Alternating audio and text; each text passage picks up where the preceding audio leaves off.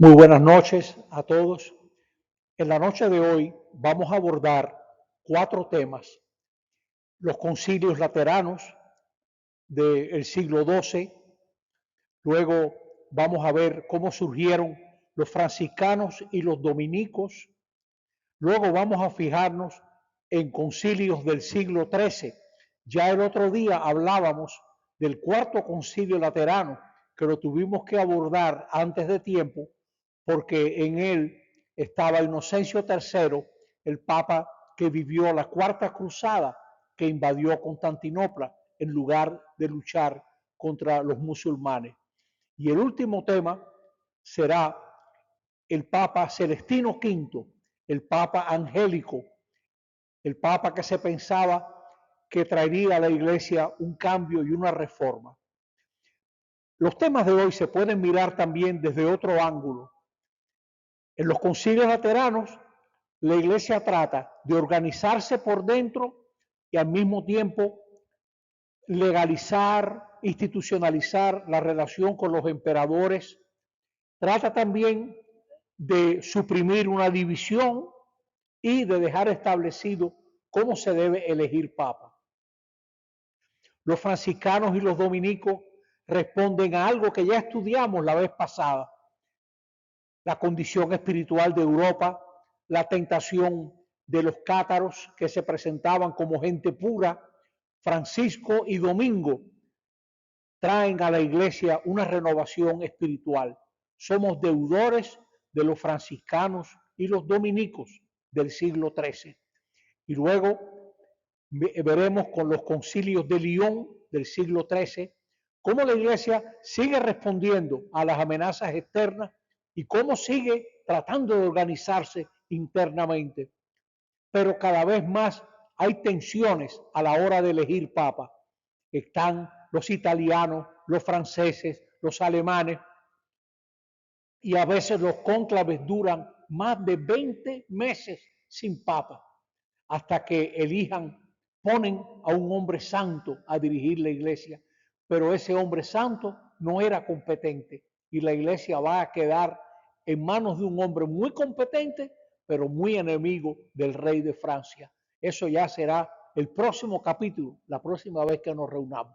Vamos a hablar de los concilios lateranos. Ustedes se recordarán que en la clase pasada veíamos cómo el Papa Gregorio VII había enfrentado a el emperador Enrique IV y eventualmente eso tuvo una solución más tarde, muerto ambos, con el Papa Calixto II en el Concordato de Worms del 1122. Pues ahora en el es 1123, aquí hay un error, perdónenme, si no es 1223, es 1123, ¿no? 1123, debiera decir. En la Basílica de Letrán se reúnen para oficializar el acuerdo que el Papa ha tenido con el emperador. Buscan ratificar el Concordato de Worms. Se dan cuenta que es un error. El rey renunciaba a la investidura del anillo y del báculo, pero se garantizaban los intereses del reino. ¿Se acuerdan que los emperadores alemanes querían nombrar obispos? Ahora ya se regulariza que el que nombra es el Papa, pero también el rey va a tener algo a decir acerca de lo que va a gobernar el obispo, qué territorio le toca, etc. Hubo unos 300 participantes. Ya se dieron cuenta que es la primera vez que se reúne concilio en Occidente. Los 8 anteriores fueron en Oriente. Ahora por primera vez hay un concilio en Occidente. Se prohibía la comercialización usando las cosas santas, la simonía. Simón el mago en los Hechos de los Apóstoles, que quería ganar dinero con las cosas santas. Se pide que se observe la tregua de Dios, algunos días en los que no se debe luchar, pelear. Se le conceden a los cruzados algunos privilegios, la remisión de las penas temporales, y se garantiza que se respetarán sus familias y sus bienes.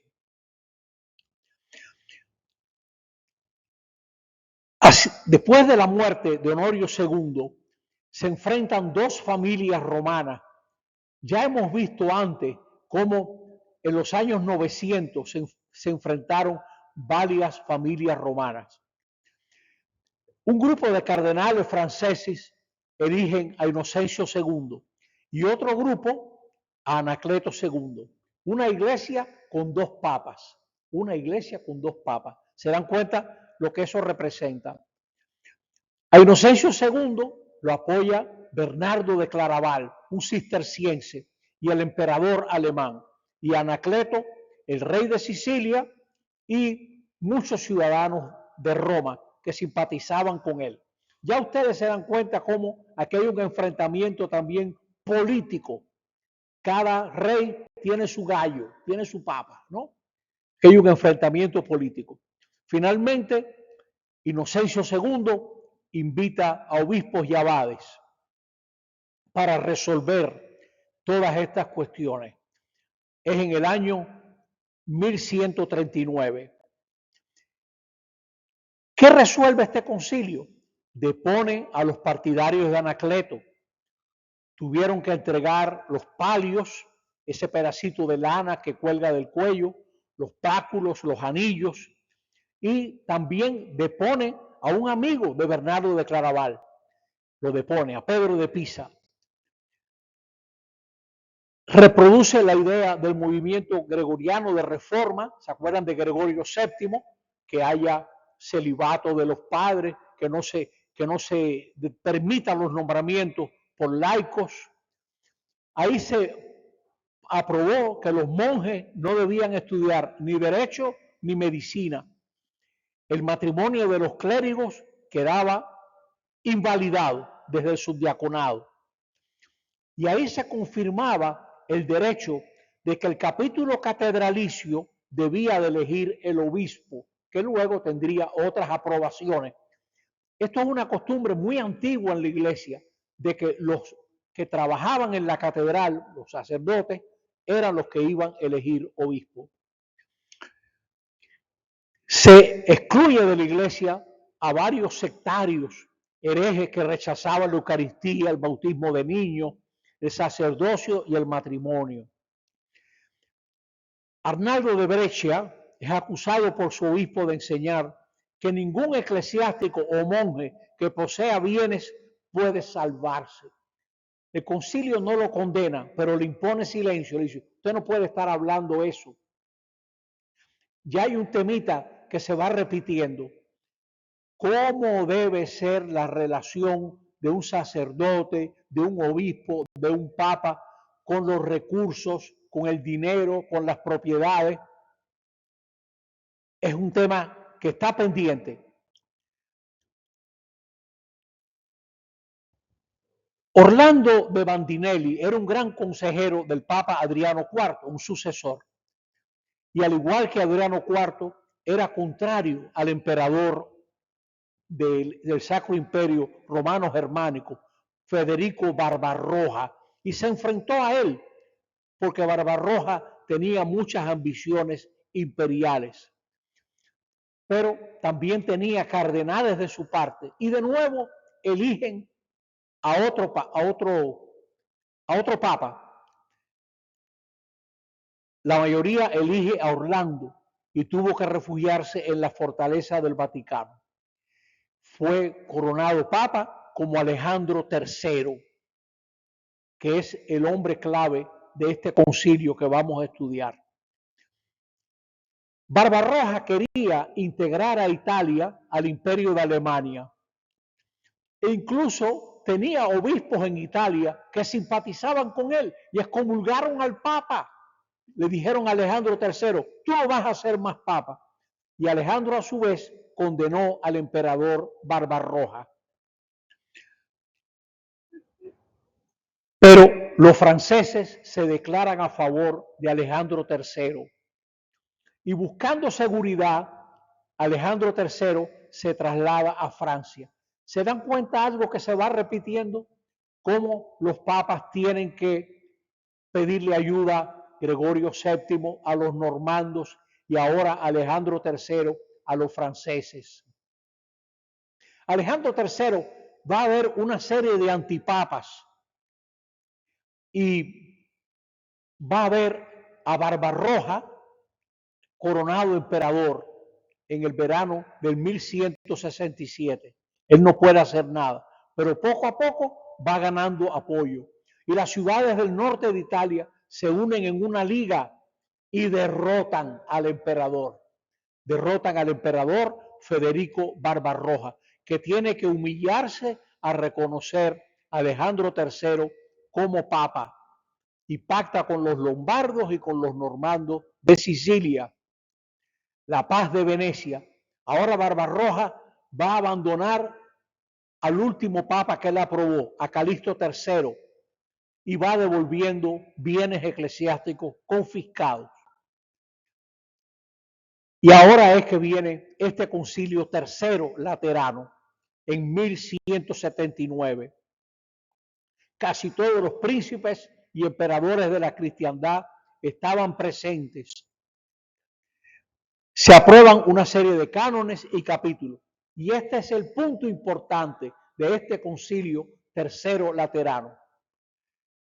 Solamente puede ser electo papa quien tenga 2/3 de los votos de los cardenales. Es desde el año 1179. El que sea candidato a obispo debe tener por lo menos 30 años. ¿Por qué aprobaron esta medida? Para evitar que el emperador pudiera nombrar papa. Usted no puede nombrar papa. Y el que sea papa tiene que tener el apoyo de 2/3 de los cardenales. En cada catedral debe haber un maestro que instruye a los niños pobres y a los clérigos. Y se excomulga a quien suministre recursos a los sarracenos, a los musulmanes. Judíos y sarracenos no pueden tener esclavos cristianos. Anatema contra la secta de los cátaros, que ya estudiamos la vez anterior. Esta gente rechazaba todo lo fermentado, rechazaba la sexualidad, el matrimonio, rechazaban el sacerdocio, los crucifijos, etc. Y se excomulga a quien dé alojamiento o trafique con ellos. Y si una persona lucha contra los cátaros, se le dan los privilegios de los cruzados. De nuevo se presentan ahora otro grupo. Antes veíamos a Arnaldo de Brescia, ahora estamos viendo a Pedro Baldo. No los condenaron. Ellos querían que se tradujera la Biblia en lengua vernácula y que se permitiera predicar a los laicos, que también los laicos pudieran predicar. No aceptan sus propuestas, pero no los condenan. Pero ya se dan cuenta que hay un movimiento en la iglesia ya muy serio desde el siglo XII que se debe de poder leer la Biblia de manera más fácil, que no esté solamente en latín. Eventualmente ellos van a hacer un movimiento subversivo. Y en la Edad Media el hereje no es solo alguien que yerra, sino es visto como alguien que está contra la iglesia y la sociedad. En ese momento no se distingue entre el error y el que yerra.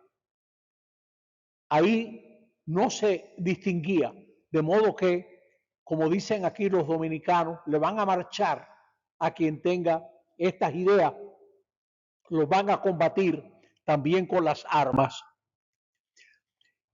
Estamos resumiendo ahora esta primera presentación. Los 3 primeros concilios lateranenses del siglo XII, recuerden que hay un error en el primero, liquidaron la lucha por las investiduras, se recordarán de Enrique IV y Gregorio VII. El cisma de Anacleto II, que era un papa antipapa, y Barbarroja y sus papas, que ahora la iglesia declara que solo puede ser papa quien tenga 2/3 del voto de los cardenales.